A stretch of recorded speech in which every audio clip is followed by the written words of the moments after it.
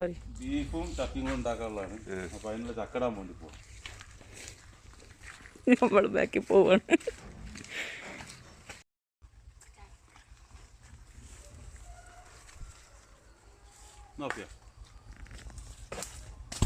അടുത്തത്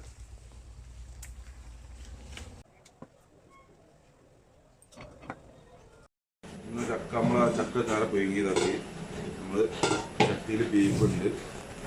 ആ ബീഫിലേക്ക് നമുക്ക് ചക്ക ആഡ് ചെയ്യും.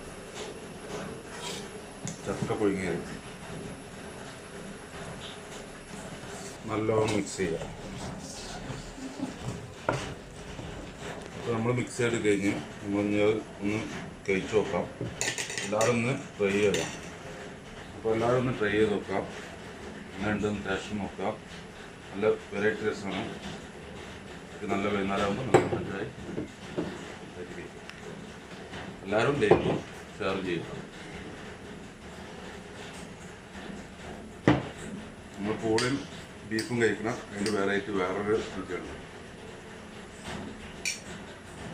അപ്പം ഞാനൊന്ന്